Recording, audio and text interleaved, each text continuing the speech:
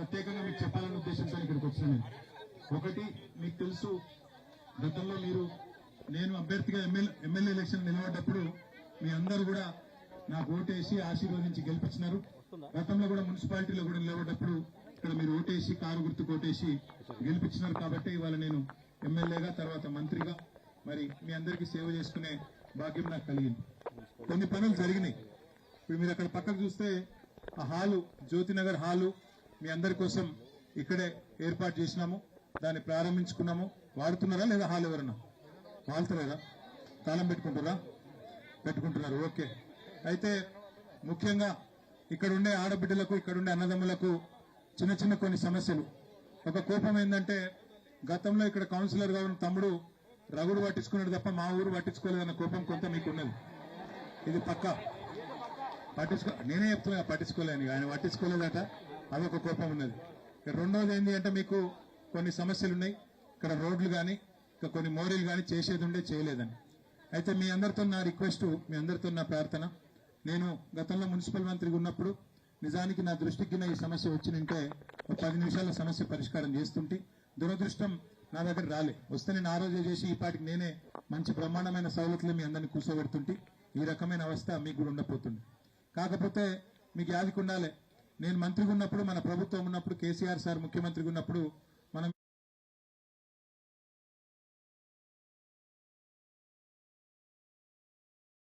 రగుడు పట్టించుకున్నాడు తప్ప మా ఊరు పట్టించుకోలేదన్న కోపం కొంత మీకు ఉన్నది. ఇది పక్కా నేనే చెప్తున్నా, పట్టించుకోలేని ఆయన పట్టించుకోలేదట. అదొక కోపం ఉన్నది. రెండోది ఏంటి అంటే, మీకు కొన్ని సమస్యలు ఉన్నాయి. ఇక్కడ రోడ్లు కానీ ఇంకా కొన్ని మోరీలు కానీ చేసేది ఉండే చేయలేదని. అయితే మీ అందరితో నా రిక్వెస్ట్, మీ అందరితో నా ప్రార్థన, నేను గతంలో మున్సిపల్ మంత్రిగా ఉన్నప్పుడు నిజానికి నా దృష్టికి ఈ సమస్య వచ్చినంటే 10 నిమిషాల సమస్య పరిష్కారం చేస్తుంటే, దురదృష్టం నా దగ్గర రాలే. వస్తే నేను ఆ రోజే చేసి ఈ పాటికి నేనే మంచి బ్రహ్మాండమైన సౌలతులు మీ అందరినీ కూర్చోబెడుతుంటే ఈ రకమైన అవస్థ మీకు కూడా ఉండబోతుంది.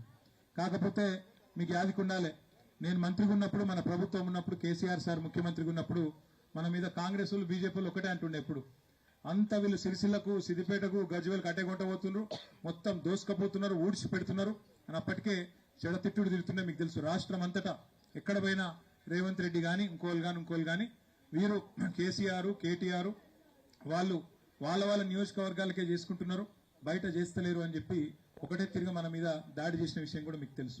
దాంతోనేమన్నా అక్కడక్కడ కొద్దిగా మరి మిగిలిపోయిన సమస్యలుంటే వాటిని చేయలేకపోయినాం కావచ్చు. కానీ అంతేగాని జ్యోతినగర్ మీద నాకేదో ప్రేమ లేకనో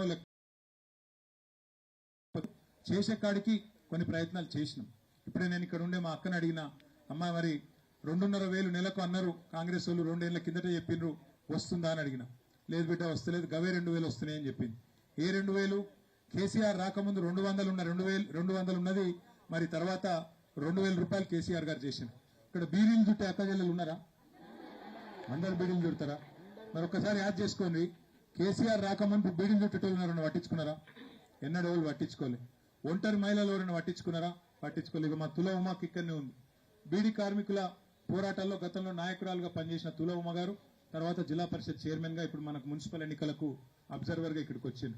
బీడీలు చుట్టే ఆడబిడ్డలకు ఆత్మగౌరవంతో ఉండే అవకాశం ఇచ్చింది కేసీఆర్ గారు. నెలకు 2,000 రూపాయలు ఆ రోజు ఇచ్చిండు. ఆ 2,000 మేము 4,000 చేస్తామని అబద్దాలు చెప్పారు కాంగ్రెస్ వాళ్ళు. 4,000 చేస్తాం.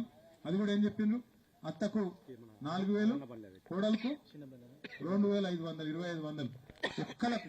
అది కూడా ఇంకేం చెప్పారు, 100 రోజులనే ఇస్తాం, ఇగో ఇది మా గ్యారంటీ కార్డు, గట్టిగా దాచిపెట్టుకోండి, ఇంట్లో పెట్టుకోండి అని అబద్దాలు చెప్పింది. ఇప్పుడు 100 రోజులు 800 రోజులు అయింది. ఇప్పటికి 26 నెలలు దాటింది. ఒక్క పైసా ఎవరికన్నా ఇచ్చిండ్రా? ఆ పెన్షన్లు కూడా 2 నెలలు ఎగ్గొట్టిండ్రు వీళ్ళు. మీకు యాదికి ఉండాలి, పెన్షన్లు 2 నెలలు ఎగ్గొట్టిండ్రు. అది మాత్రమే కాదు, మీకు ఇంకొక మాట కూడా నేను చెప్తున్నా, దయచేసి గుర్తెచ్చుకోండి. ఎన్ని అబద్దాలు చెప్పింది మీకు. ఇక్కడ రైతు బంధు పడ్డదా ఎవరికన్నా? రైతులు లేదా ఎవరు? రైతులు ఉన్న వాళ్ళకి రైతు బంధు పడ్డదా? కేసీఆర్ గారు ఉన్నప్పుడు మీకు డిసెంబర్ నెలలోనే రైతు బంధు పడుతుండే. ఇప్పుడు ఫిబ్రవరి నెలలు ఉన్నాం, ఫిబ్రవరి 5వ తారీఖు పడ్డదా రైతు బంధు? ముఖ్యమంత్రి చెప్తున్నాడు ఇవాళ ఇక్కడ వేరే ఊళ్ళో తిరుక్కుంటే చెప్తున్నాడు, మున్సిపల్ ఎలక్షన్ తర్వాత రైతు బంధు ఇస్తా అని చెప్తున్నాడు. అంటే ఓడదాటిదాకా ఓడమల్లన్న, ఓటు కొడ్డాక గోడమల్లన్న, మళ్ళీ మర్చిపోతాడు. ఉంటుందా? డిసెంబర్ నెలలో వేస్తున్న కేసీఆర్, నువ్వు ఫిబ్రవరికి వేయవు. మున్సిపాలిటీలకు నీకేమడ్డం ఉన్నది? రైతు బంధు ఇస్తాందుకు 9,000 తర్వాత ఇస్తా అంటుండు. నిజంగా ఆయనకు చిత్తశుద్ధి ఉంటే ఇప్పుడు వేయచ్చు కదా, ఎవడు ఆపిండు ఆయన? వేస్తలేడు. దాంతో పాటు మీకు యాదకుండాలే, కేసీఆర్ రాక మునుపు ఎన్నడూ ఒక ఆడపిల్ల లగ్గం చేసుకుంటే రూపాయి ఇచ్చినోడు లేడు ప్రభుత్వంలో. కానీ కేసీఆర్ వచ్చినాకనే ₹1,00,000, ₹1,116 ఆడపిల్లల పెళ్లికి. తర్వాత వీళ్ళు ఏం చెప్పారు అది చూసి అందరిని మోసం చేస్తాను. ఆయన లక్షిస్తుండు, మేము మీదికెళ్ళి తులం బంగారం ఇస్తా అన్నారు. ఇప్పుడు తులం బంగారం ఎంత అయింది? ఎంత? నా భార్య కూడా రోజు తిరుగుతుంది, నిజంగా చెప్తున్నా. కొంత బంగారం తీసి పెట్టుకుంటే అయిపోతుంది, బిడ్డున్నది బుద్ధి లేదు నిజం తిరుగుతుంది నన్ను కూడా. ఎందుకంటున్నా అంటే ఇలా తులం బంగారం కొందామంటే పిరమైంది. 1,60,000, 1,70,000 ఎంత పాడైంది ఇప్పుడు నాకు తెలియదు కానీ 1,70,000 2 లక్షలు అవుతుంది అంటుండ్రు. అందుకే వీళ్ళు ఎన్ని అబద్ధాలు ఎంత లంగాలంటే అప్పుడు చెప్పిరు వీళ్ళు తులం బంగారం ఇస్తాం, కేసీఆర్ లక్ష ఇస్తా అన్నాడని. నేనేం చెప్పినా అంటే ఆ రోజే చెప్పిన మీకు, అమ్మా వీళ్ళు తులం బంగారం ఇచ్చే బాపతోళ్ళు కాదు, మెడల పుస్తలదాడు కూడా ఎత్తుకపోయేటోళ్ళు వీళ్ళు, జాగ్రత్తగా ఉండరు అని చెప్పిన. సరే మీరు నమ్మిరు, నన్ను నమ్మిరు, నాకు ఓటేసిరు, గెలిపించిరు. మీరు నమ్మలే కానీ పక్కన వేములాడోళ్ళు, ఇవతల మానకొండూరు వాళ్ళు, అవతల కామారెడ్డి వాళ్ళు, అవతల నిజామాబాద్ వాళ్ళు మొత్తం నమ్మిండ్రు, మన పుట్టి ముంచిండ్రు, కేసీఆర్ ను ఇంట్లో కూర్చోబెట్టిండ్రు. ఇప్పుడు ఏమైంది మరి 2 ఏళ్లలో? యాద్ చేసుకోండి మీరు. ఒకటి చెప్తారేమన్నా అంటే ఫ్రీ బస్సు పెట్టినాం.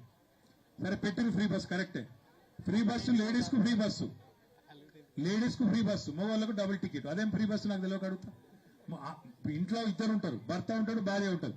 భార్యకు ఫ్రీ అట, భర్తకు డబుల్ టికెట్ అట. ఇక దానికి ఫ్రీ ఎట్లయితుంది అది? ప్లస్ ఇంట్లో పిల్లలు ఉన్నారనుకో, స్కూల్కి పోయే పిల్లలు, వాళ్ళకి 25% పెంచారు. ఏంటిది? Bus pass. మరి ఫ్రీ ఎట్లయితుంది? అందుకే మీరు ఆలోచన చేయరు దయచేసి. ఇవాళ మన ప్రభుత్వం లేదు నిజానికి. ఇవాళ నేను ఎమ్మెల్యేగా మాత్రమే ఉన్నా. కానీ మీ అందరితో నా రిక్వెస్ట్ ఒకటే, ఒకసారి మోసం ఎవరన్నా చేస్తే మనకు అది, ఒకసారి ఎవరన్నా మోసం చేసిరు అనుకో, మనం వాళ్ళ చేతిలో మనం మోసపోతే మొదటిసారి మన తప్పు కాదు, మోసం చేసినందుకు తప్పు అవుతుంది. కానీ రెండోసారి కూడా వాళ్ళ చేతుల్లోనే మోసపోయినాం అనుకో, సేమ్ మనిషి, సేమ్ డైలాగులు, సేమ్ కథలు, మళ్ళా మోసపోయినాం అనుకో, ఈసారి మన తప్పు అవుతుంది. ఇన్ని అబద్ధాలు చెప్పి రైతు బంధు 10,000 ఉంటే 15,000 చేస్తామని, కళ్యాణ లక్ష్మి ₹1,00,000 ఉంటే మరి మీకు తులం బంగారం ఇస్తామని, అట్లాగే మీకు 2,500 ఇస్తామని, 4,000 పెంచుతామని, అన్ని చేస్తామని చెప్పి ఇలా గద్దెనెక్కి నిన్న మీరు చూసిరు కేసీఆర్ గారిని ఎట్లా తిడుతున్నాడు. కేసీఆర్ తిట్టే అవసరం ఏమున్నది? నీ చేతిలో కుర్చీ ఉన్నది, నీ చేతిలో అధికారం ఉన్నది. చేయగలిగితే మంచి చేసి ప్రజల మనసు గెలుచుకో. నిజంగానే ఆడపిల్లలకు మంచిగా తులం బంగారం మేము వద్దంటున్నామా? నెలకు 2,500 నేను వద్దంటున్నానా? మంచిగా రైతులకు 15,000 వద్దంటున్నానా? మీరు ఏమేమి చెప్పినరో, స్కూటీలు ఇస్తాన్నారు చదువుకునే పిల్లలకు. చదువుతున్నావు చెల్లేను? అయిపోయిందని చదువుకుంటే లోన్లో ఒకసారి చేయలేవట్టు. అగో అక్కడ వెనకాల చిన్న చెల్లింది, ఆమెకు స్కూటీ వస్తుందని ఆశపడ్డోళ్ళు ఉన్నారు. వచ్చింది మరి స్కూటీ లేదు, కానీ లూటీ మాత్రం జోరుగా నడుస్తుంది. ఢిల్లీకి సంచులు మోసుడు, లొల్లి పెట్టుడు తప్ప చేసింది అయితే ఏం లేదు. మీరు ఒక్కసారి గుర్తు తెచ్చుకోండి, 2-2.5 ఏళ్ల కిందట కేసీఆర్ గారు ఉన్నప్పుడు మనకు జ్యోతినగర్లో కానీ, చంద్రంపేటలో కానీ, రగుడులో కానీ భూముల ధరలు ఎట్లుండే, ఇవాళ ఎట్లయింది? భూముల మీద బతికేటోళ్ళు, వ్యాపారాలు చేసుకునేటోళ్లకు ఆ రోజు ఎట్లుండే, ఈ రోజు ఎట్లున్నది? రేపు మన సిరిసిల్ల జిల్లా తీసేస్తారట, తెలిసిందా మీకు? రేవంత్ రెడ్డి పగబట్టిడు, ఇక్కడికి వెళ్ళి నేను ఎమ్మెల్యేగా ఉన్నా అని చెప్పి సిరిసిల్ల జిల్లానే తీసేస్తాడు. మరి సిరిసిల్ల జిల్లా తీసేస్తే, ఇడికెళ్ళి కలెక్టర్ను పంపించేస్తే, ఇడికెళ్ళి ఎస్పీని, జిల్లా అధికారులను అందరిని పంపించేస్తే నాకేం నష్టం ఉంటుంది? నేను కార్లో రైమని పోతా, కరీంనగర్ పోతా, ఆడ మీటింగ్ ఉంటే పోతా, నమస్తే పెడతా వస్తా. నష్టం ఎవలకు? మీకు, పెన్షన్దారులకు, బీడీ కార్మికురాళ్లకు, ఆడపిల్లలకు, అవస్థలు ఉన్నోళ్లకు అధికారులు దూరం అయితే నష్టం నాకా మీకా? మరి నా మీద కోపంతో జిల్లా ఎత్తేస్తా అంటే మరి వాళ్ళకి మనం ఓటేస్తామంటే అది మంచా చెడా మీరు ఆలోచన చేయండి. ఇప్పుడు ఈ ఎలక్షన్ లా ఇక్కడ బూర బాలు నిలబడ్డాడు, అవతలికెళ్ళి ఒక ఆయన నిలబడ్డాడు. ఈ ఎలక్షన్ కాకపోతే బాలు ఎలక్షన్ ఆయన ఎలక్షన్ కాదు. ఈ ఎలక్షన్ ఈ 6 గ్యారంటీల విషయంలో మోసం చేసిన పార్టీకి, మీకు గతంలో 2,000 పెన్షన్ ఇచ్చిన పార్టీకి మధ్యలో జరుగుతున్న ఎలక్షన్. జ్యోతినగర్ల సౌలతుల విషయంలో నా వైపు నుంచి ఏమైనా తప్పు జరిగితే దాన్ని సరిదిద్దుకునే బాధ్యత నాది. ఎందుకంటే మళ్ళా 2 ఏళ్లు నేను ఎమ్మెల్యేగా ఉన్నా, ఆ తర్వాత మీ దయ ఉంటే మళ్ళా గెలుస్తాము, మళ్ళా అధికారంలోకి వస్తాము, కేసీఆర్ మళ్ళా రావాలనే మాట ఇలా ఊరూరా వాడవాడ వినబడుతున్నది. తప్పకుండా కేసీఆర్ గారు మీకు దయ ఉంటే మళ్ళా ముఖ్యమంత్రి అవుతాడు. చేసుకుందామా కేసీఆర్ గారిని? మళ్ళా చేసుకుంటే తప్పకుండా మళ్ళా పనులు తప్పకుండా అవుతాయి. అయితే ఇంకొక మాట కూడా నేను చెప్తున్నా, గతంలో ఏమన్నా జ్యోతినగర్ విషయంలో లోటుపాటు జరిగింటే పెద్ద మనసుతోని మన్నించండి. నేను దత్తత తీసుకొని నేను చేసి పెడతా, మీకు ఖచ్చితంగా ప్రతి వాళ్ళకి చేసి పెట్టే బాధ్యత నాది. అది కూడా ఎక్కువ రోజులు అడుగుతలేను, తొందరలోనే మొత్తం రోడ్లు మోరీలు చేయిస్తే అది పెద్ద ముచ్చట కాదు. నాకు ఇదివరకే తెలిస్తే ఒకటే సంతకంతో అయిపోయే పని పెద్ద ముచ్చట కాదు. కానీ ఆలస్యమైంది, ఎందుకో జరిగింది, తప్పు జరిగింది, అందులో అనుమానం లేదు. మీకు కోపం వస్తే కూడా తప్పులేదు, ఎందుకంటే ఇదివరకు తప్పు జరిగినప్పుడు మీకు కోపం రావాల్సిందే. మా నాయకులు ఇక్కడ ఉన్న వాళ్ళు ఇదివరకు సరిగ్గా చూసుకోకపోతే దానికి తిట్లు పడవలసిందే, అదేం తప్పులేదు. కానీ దానికంటే పెద్ద మోసం ఇవాళ మరి ఇంకా పెద్ద మోసం ఏంటిది మీరు చూడండి ఒక్కసారి. నెలకు 2,000 4,000 చేస్తామని, 2,500 ఇస్తామని, 6 గ్యారంటీలని ఏదైతే మోసం జరిగిందో దాన్ని మీరు నిలదీయకపోతే మళ్ళీ ఇప్పుడు తప్పిందంటే మళ్ళా ఇంకో 3 ఏళ్ళకే దొరుకుతారు మీకు కాంగ్రెస్ వాళ్ళు. ఇంకా 3 ఏళ్ళ అధికారంలో వాళ్ళే ఉంటారు. ఇప్పుడు మీరు ఇంటింటికి వచ్చి అడిగేటోళ్ళు కాంగ్రెస్ వాళ్ళని అడుగుండ్రి. మరి ఏమాయ బిడ్డ ఎప్పటి నుంచి ఇస్తావు 2,500? మీరు రేవంత్ రెడ్డిని చెప్పమను, ఇక్కడ ఉండే కాంగ్రెస్ నాయకులను చెప్పమను, మాట ఇమ్మను అని అడుగుండ్రి. ఎప్పటి నుంచి ఇస్తావు తులం బంగారం? ఎప్పటి నుంచి ఇస్తావు నెలకు 4,000 పెన్షన్? మరి బీసీలకు చెప్తేవి, ఎస్సీలకు చెప్తేవి. కేసీఆర్ దళిత బంధు అని పెడితే ఆయన ఇచ్చే 10 లక్షలేంది, నేను 12 లక్షలు ఇస్తా అన్నాడు. అట్లా ఒక్కొక్కరు ఒక్కొక్క తీరు చెప్పింది. బీసీలకైతే 1,00,000 కోట్ల బడ్జెట్ పెడతామన్నారు. కేసీఆర్ 1,00,000 ఇస్తే నేను 15 లక్షలు ఇస్తా అన్నాడు. మరి ఇలా ఒక్క రూపాయి ఇచ్చింది లేదు, ఉన్నాయి తీసేసింది. ఇక్కడ ఎవరికైనా గతంలో కేసీఆర్ కిట్ వచ్చిన వాళ్ళు ఉన్నారా? ఎవరికి రాలేదు ఇదివరకు. ఇక్కడ ప్రస్తుతం అయిన వాళ్ళు లేరా? వెనక చూడరా కిట్ వచ్చిన వాళ్ళు ఉన్నారు. ఆ కిట్ వచ్చిన వాళ్ళు లేరా? ఉంటే మీరు ఒకటి యాడ్ చేయండి.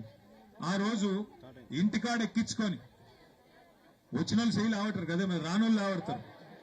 వచ్చిన వాళ్ళు ఒకసారి నిజాయితీగా శైలి ఆవట్టు. కేసీఆర్ కిట్ వచ్చిన వాళ్ళు శైలి ఆవట్టు. వచ్చిందా?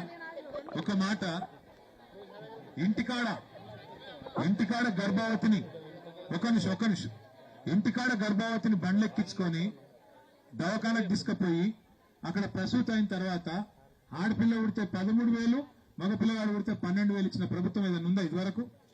ఇందిరమ్మ, ఇంతకు ముందున్న సోనియమ్మ వాళ్ళని ఇచ్చిర్రా? ఎవరు ఇవాళ కేసీఆర్ సార్ ఇచ్చిండు. ఇవాళ ఉందా మరది? తీసి పారేసారు. అది మంచి పథకమా చెడ్డ పథకమా? మరి ఎందుకు తీయాలి? లేడీస్ కి ఇచ్చే పథకం తీయచ్చా? కేసీఆర్ పేరుంటే మార్చుకో పేరు, మేము వద్దన్నమా? ఇందిరమ్మ కిట్ అని పెట్టుకో, మేము వద్దన్నమా? కానీ కేసీఆర్ మీద కోపంతో కేసీఆర్ కిట్ తీసేసిండు. కేసీఆర్ ఉన్నప్పుడు మీకు రంజాన్ తోఫా వస్తుండే, యాదకుందా చెల్లె వెనకాల ఉన్న మా ముస్లిం ఆడబిడ్డలు వస్తుండేనా? ఇవాళ వస్తుందా రంజాన్ తోఫా? క్రిస్మస్ కానుక వస్తుండే, బతుకమ్మ చీర వస్తుండే. ఈసారి బతుకమ్మకు చీర పెట్టిండా రేవంత్ రెడ్డి? వచ్చినాయా? కనీసం రైక పెట్టిండా? చీర లేదు, రైక లేదు, ఏమీ లేదు. పోనీ ఉన్న బిజినెస్ అన్ని ఉందంటే అది నాశనం చేసిండు. మరి ఆయన గుద్దుదాం మరి కాంగ్రెస్ కోట్లు? మరి ఇదివరకు ఉన్న పిల్లగాని మీద కోపంతో మళ్ళీ కాంగ్రెస్ కోట్లు గుద్దితే రేవంత్ రెడ్డి ఏమనుకుంటాడు అంటే, నేను చీర పెట్టకపోయినా, రైక పెట్టకపోయినా, 4,000 పెన్షన్ ఇవ్వకపోయినా, నెలకు 2,500 ఇవ్వకపోయినా, చెప్పినట్టు స్కూటీ ఇవ్వకపోయినా, ఏమి ఇవ్వకపోయినా నాకే గుద్దుతున్నారు, ఫ్రీ బస్కే గుద్దుతున్నారు. కాబట్టి నేను ఏమి ఇచ్చే అవసరం లేదు, ఏం కాదు, నేను సపరేట్ ఇట్లే ఉంటా అనుకుంటాడా? అనుకోడా? ఇగో ఈ అక్క ఇందిరమ్మ చీర అంటే అది పెట్టుకున్నది, పాలపిట్ట చీర.